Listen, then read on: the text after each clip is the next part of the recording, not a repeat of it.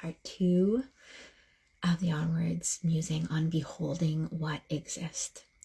And so here we've gone from going through witnessing what is shaping how we see our world. So we've explored in part 1 the lens that we witness life through, the beliefs from our past experiences, the ancestral support networks that maybe aren't helping us with the protection that they're trying to create in ways that we engage with the world.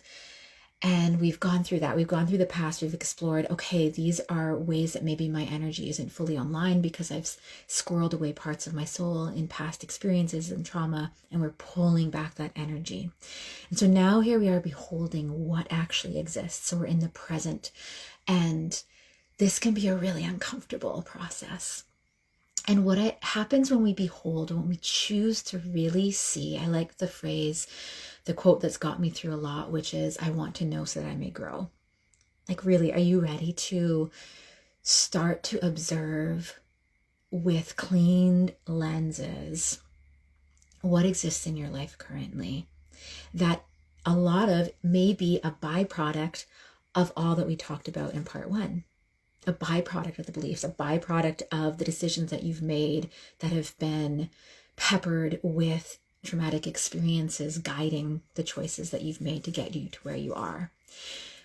So when we are exploring what exists in our life, that means the people that we are surrounded by. That means the ways that we wake up in the morning and the choices that we make from the very, very minute that we open our eyes. We are taking inventory of the thoughts that run through our mind. Maybe the passive ones, maybe the really active ones are at the forefront of how we're engaging with life. And so in beholding what exists in this process, this is the third week of the onward process in the upcoming course I'm doing. Check out my bio link. But in this third week, we start taking really, really, really fine inventory of where we exist in our life. Not where we want to be, not where we have been, but right now, what is the foundation that you are existing in? If you are a plant, it is springtime, baby. It's like, what is the soil that is currently surrounding you? Because before we even start planting, before we even start really engaging with the direction and bringing ourselves onward, bringing the momentum of what we want in this life onward, we have to really take inventory of, well, can my life actually hold? Like, what can my life hold? What is my relationship to capacity? Does that need to change? Like, do I have beliefs about what I'm even able to participate in this life that maybe need to be relocated?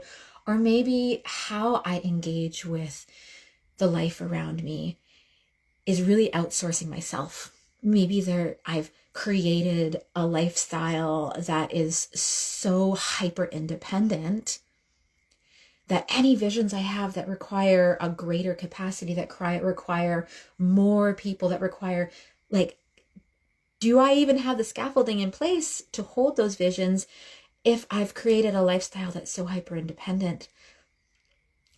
So we're getting really, really clear right now. And so a practice that I've been doing, this is a really practical process, is I've been cleaning windows. And in this prayer, the other day I live on a property with like 18 people, big property. And we have this kind of community kitchen area. And I went there to serve food for the first time in like 3 years. I usually serve it in my kitchen. And we do like a farm meal where we take turns doing big meals, big lunches for everyone on farm day.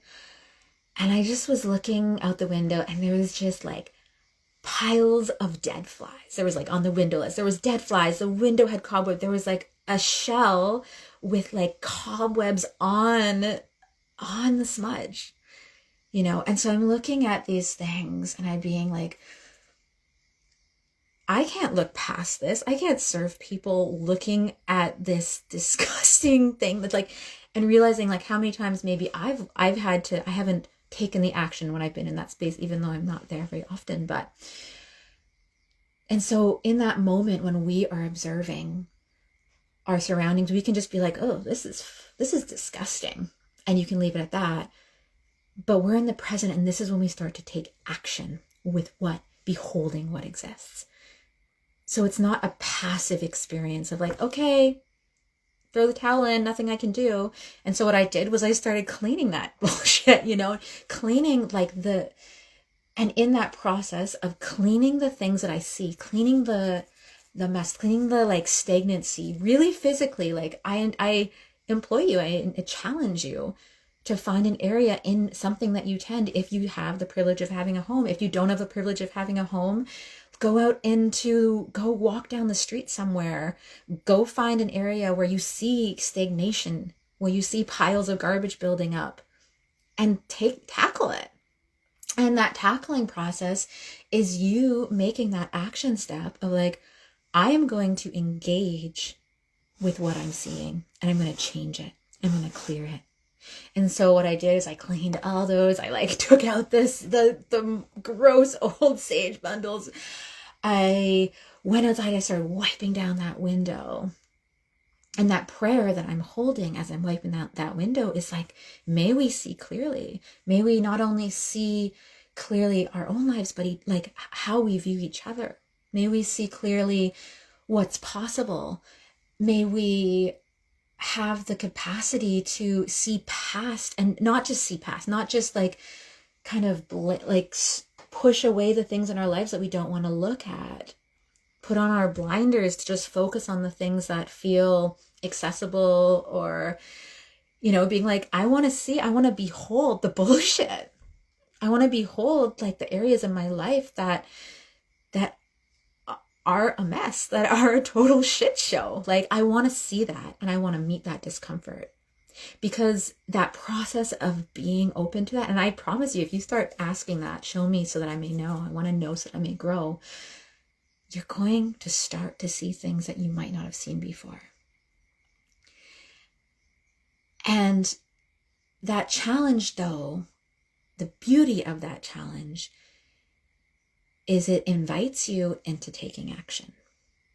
It invites you into starting to listen to what is like an actionable step that I'm able to do right now to engage with what I'm seeing, instead of just like passively observing it and trying to like focus my attention in other areas that maybe are more comfortable.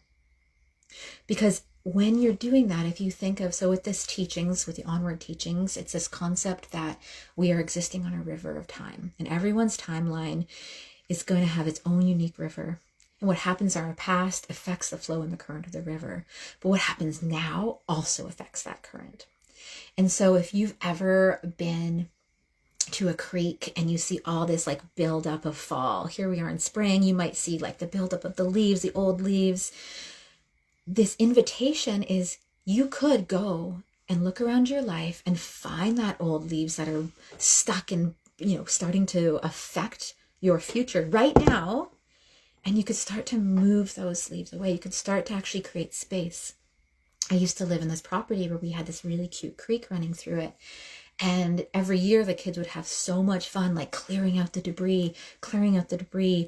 And then they had this creek. Then they had this flowing water that came from the pond, and they would play in it, and there was a bridge. But I went back one year after years of not being there and the kids not engaging with it, and the creek was gone. Like, there was still kind of water, but the grasses had got so high that what could have been. And then when you think of that water then would flow to the next property, and it would keep flowing and flowing and flowing. So the impact that you have with affecting what's existing right now in your life not only changes your future, but it changes every single being that you're connecting with in the future. And if you're a being that like thrives on like feeling like you're service oriented, then just think of it like that.